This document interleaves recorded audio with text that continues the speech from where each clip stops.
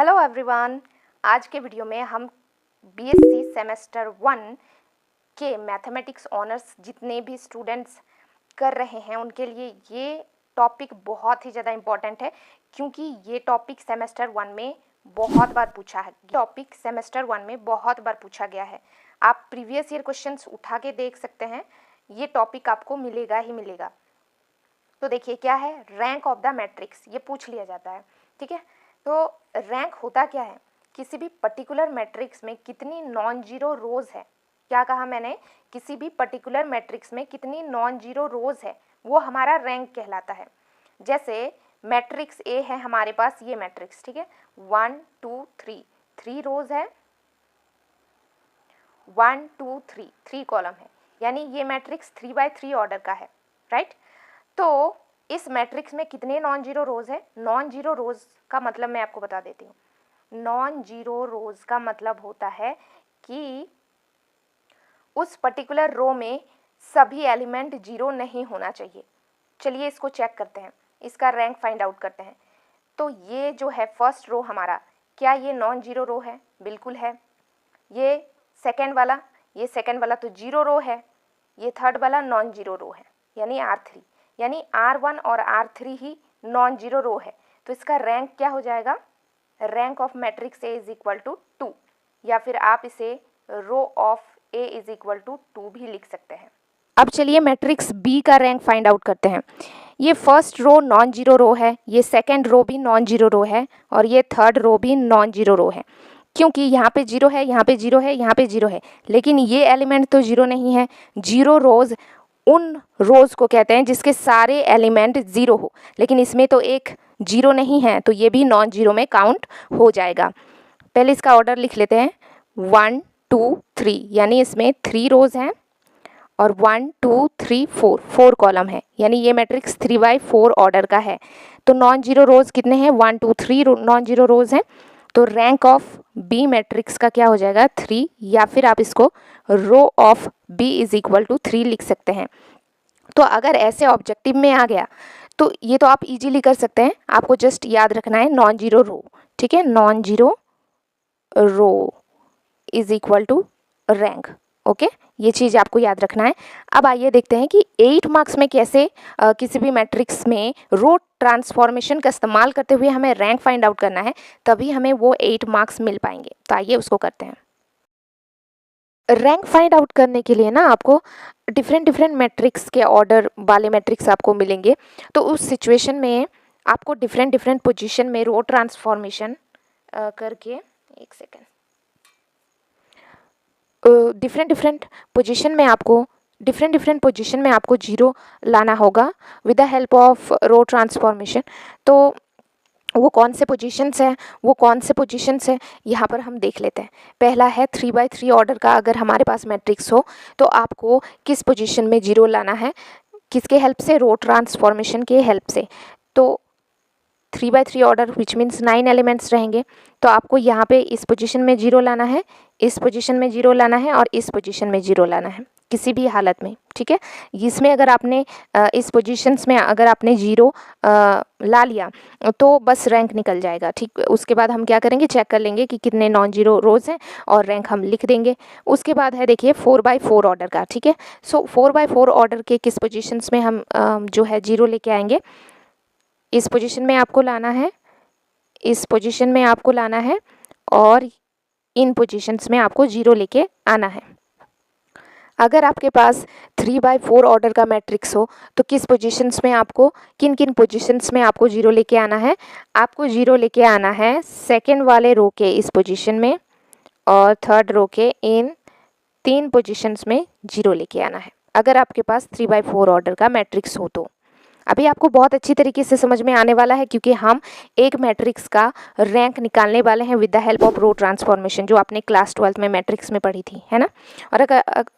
और अगर नहीं आपने पढ़ा था तो मुझे कमेंट में ज़रूर बताइएगा, तब मैं उस पर एक पर्टिकुलर वीडियो बना दूंगी, ठीक है।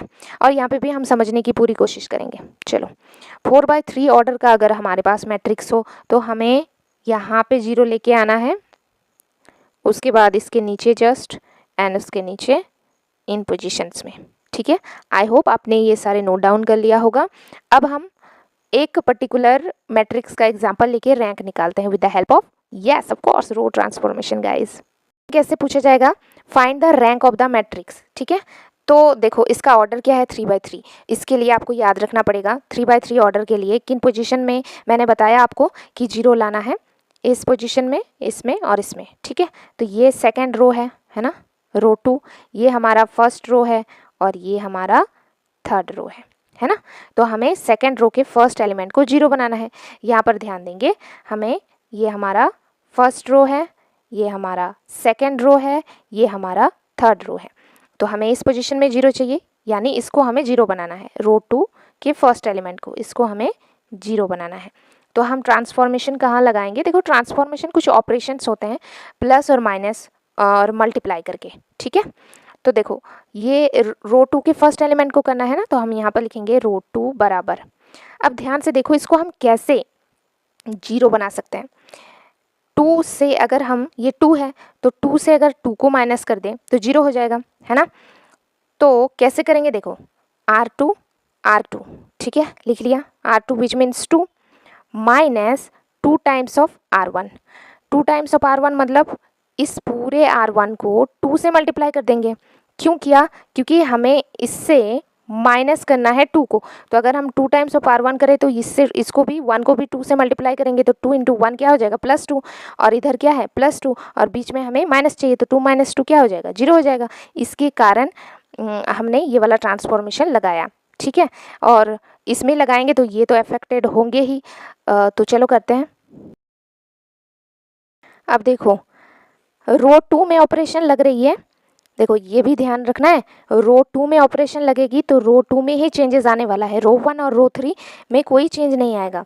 तो चुपचाप कॉपी पेस्ट मार दो। रो 1 क्या है 135 135, रो 3 क्या है -2 8 2 -2 8 और 2, जो भी कुछ होने वाला है रो 2 के साथ होने वाला है। तो ये हम यहाँ पे रफ वर्क करते हैं। ठीक है, यहाँ पे हम लिख देंगे रफ वर्क। ठीक, ओके। सो देखो R2 के फर्स्ट एलिमेंट को उठाओ 2, फिर माइनस 2 इंटू R1 के फर्स्ट एलिमेंट 1, तो इसको सॉल्व करो। 2 - 2 विच इज़ इक्वल टू 0, जो हमें चाहिए वो मिल गया। अब अगेन अब सेकेंड रो का सेकेंड एलिमेंट क्या है, देखो -1, और बीच में क्या है माइनस, फिर है 2 इंटू R1 का सेकेंड एलिमेंट क्या है, देखो 3 है, सो 3, तो ये क्या हो जाएगा -1 -6, तो ये हो जाएगा -7, तो ये हमारा आ गया -7। अब सेकेंड रो के थर्ड एलिमेंट को देखो 4 है, लिखो इधर 4, फिर है यहाँ पर -2 इंटू R1 का थर्ड एलिमेंट क्या है, देखो 5, सो 5, तो ये क्या हो जाएगा 4 - 10 इज इक्वल टू -6, तो इधर आ गया -6। देखो एक काम तो हो गया, इस पोजीशन में तो 0 आ गया। अब हमें टारगेट करना है इसको 0 बनाना है। इसको देखो कैसे 0 कर पाएंगे, ये -2 है, इसको अगर हम +2 कर दें, मतलब -2 और +2 को ऐड कर दें तो 0 आ जाएगा। लेकिन हम +2 लाएंगे कहाँ से, इसमें से तो नहीं आ सकता, ये तो 0 है। देखो रो 1 में 1 है, इसको अगर हम रो 1 को 2 से मल्टीप्लाई कर दें तो इधर से +2 मिल सकता है ना। तो हम क्या ट्रांसफॉर्मेशन लगाएंगे, हम लगाएंगे, अब हमें इस वाले रो को चेंज करना है, मतलब इस वाले रो में ट्रांसफॉर्मेशन लाना है, इस वाले रो में ट्रांसफॉर्मेशन लगाना है, क्योंकि हमें इस एलिमेंट को 0 करना है। तो रो 3 में ट्रांसफॉर्मेशन लग जाएगा। हम क्या लगाएंगे रो 3 में, देखो रो 3 और +2 टाइम्स ऑफ रो 1। ठीक है, सो अब हम चेंज करते हैं। देखो चेंज कहाँ पर होगा, रो 3 में, तो रो 1 और रो 2 को as it is copy paste कर दो। 135 0 -7 -6, इसमें कोई चेंजेस आने वाला नहीं है। अब रो 3 में चेंज होगा। अब यहाँ पे भी रफ वर्क करते हैं, ठीक है, ताकि आपको कैलकुलेशन करने में कोई दिक्कत ना हो कैसे मैंने किया। ठीक है, तो देखो रो 3 का फर्स्ट एलिमेंट क्या है -2, सो रो 3 -2, फिर प्लस है +2 R1, मतलब 2 इंटू R1 का फर्स्ट एलिमेंट देखो 1 है 1, तो इसको सॉल्व करो, -2 + 2 विच इज़ इक्वल टू 0, तो हमें इस वाले पोजीशन में भी 0 मिल गया। इस वाले पोजीशन में भी 0 मिल गया। अब देखो हमारा काम इसी को 0 बनाना था, लेकिन इसकी वजह से कमबख्त इन सारे एलिमेंट्स को भी अफेक्टेड होना पड़ रहा है। तो क्या करें, एक घर में अगर एक आलू अगर ख़राब है तो वो पूरे बोरे के आलू को पचा देता है ना। लेकिन यहाँ पर इसकी रिलेशन है ना। तो देखो यहाँ पर अगेन अब इस वाले एलिमेंट को भी चेंज होना पड़ेगा इसकी वजह से, है ना। ये कितना सेल्फिश है, देखो you are selfish, so selfish. Okay so इधर देखो 8 है, इधर देखो 8 है, सो 8 R3 मतलब 8, फिर प्लस है, प्लस 2 इंटू R1, तो 2 इंटू R1 मतलब R1 का सेकेंड एलिमेंट देखो 3 है, so 3 is equal to 8 plus 6 is equal to 14। तो ये हो गया हमारा 14। अब ये वाला थर्ड एलिमेंट, ठीक है। अब देखो थर्ड एलिमेंट रो 3 का 2 प्लस 2 इंटू R1 का third element 5 is equal to 2 plus 10 is equal to 12।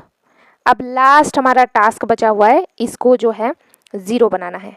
हाँ यार, अगर आपको कुछ भी हेल्प मिल रहा है तो प्लीज़ इस चैनल को लाइक शेयर एंड सब्सक्राइब जरूर करें, है ना। और जुड़े रहो, बहुत कुछ मिलने वाला है। मैं तुम लोगों के लिए काम कर रही हूँ और करती रहूँगी और हेल्प करती रहूँगी, है ना। तो तुम लोग भी मुझे हेल्प करो, आइकन को भी प्रेस कर देना ताकि मैं कोई भी वीडियो अपलोड करूँ तो नोटिफिकेशन तुम तक जाए, ठीक है।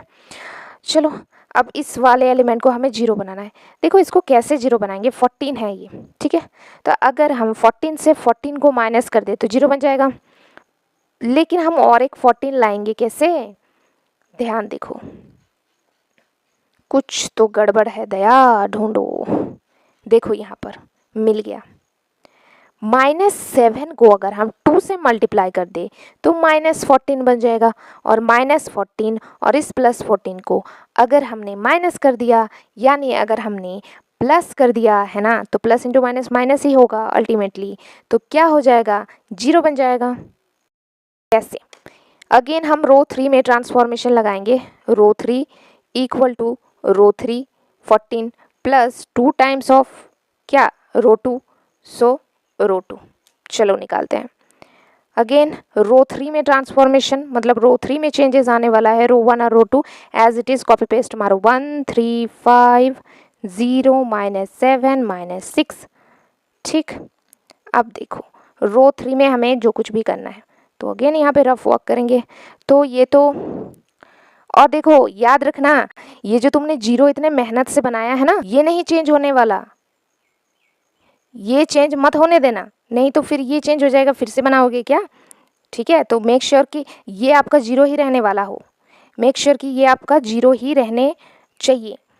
चलिए अब रो 3 में लगाते हैं। तो रो 3 का फर्स्ट एलिमेंट तो 0 है, फिर प्लस 2 इंटू रो 2 का फर्स्ट एलिमेंट 0 है, तो 0 + 0 इक्वल टू 0, ठीक है। अगर ये चेंज हो जाता तो ये ट्रांसफॉर्मेशन हम नहीं लगाते, क्योंकि तब ये 0 बनाने का क्या मतलब बन जाता, ये तो फिर चेंज हो जाएगा, फिर हमें करना पड़ेगा, तो है ना, ठीक है। ये 14 है रो 3 का सेकेंड एलिमेंट, फिर प्लस 2 इंटू R2 का second element -7 is equal to 14, और प्लस और माइनस में माइनस, और 2 इंटू 7 14, तो 14 - 14 0। तो ये हमारा, ये तो 0 ही था इससे, ये वाला, और इसमें भी हमारा 0 आया, हमें मिल गया जो हमें चाहिए था। अब रो 3 का थर्ड एलिमेंट और last element 12 plus 2 times of R2 का थर्ड एलिमेंट -6, तो यह आ जाएगा 12 प्लस और माइनस में माइनस, -12 इज इक्वल टू 0। सो ये भी आ गया 0। रुको देख लो, ठीक है। अब देखो इन पोजीशन में हमारा 0 आ गया। अब तुम बोलोगे कि यहाँ पे भी तो 0 आ गया, अरे हमें इससे कोई मतलब नहीं होना चाहिए, हमें बस ध्यान देना है इन पोजीशंस में। अब इन पोजीशन में 0 करते हुए किसी और पोजीशन में 0 आ गया तो क्या हो गया, कुछ भी नहीं, है ना। हमें ध्यान इसमें देना है, ये 3 एलिमेंट, ये ठीक है। तो अब देखो रैंक हम लिखते हैं। सो रैंक ऑफ, मान लेते हैं ये मैट्रिक्स ए है, ठीक है। फर्स्ट ही में मान लेना कि let matrix A is equal to this, ठीक है। So rank of A is equal to non zero rows खोजो।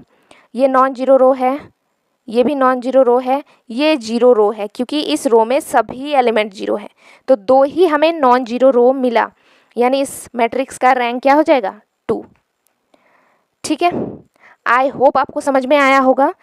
और अब 3/3 ऑर्डर का ये था, अब 3/4 ऑर्डर का होगा तो वही आप रो ट्रांसफॉर्मेशन लगाएंगे और जो मैंने आपको पोजीशंस बताई हैं वहाँ पर आपको 0 लेके आना है with the help of row transformation. Row transformation में दिक्कत है तो कमेंट में ज़रूर बताइएगा, पर्टिकुलर वीडियो लेके आ जाएंगे। So if you like then please like share and subscribe to this channel. Thank you for watching this video.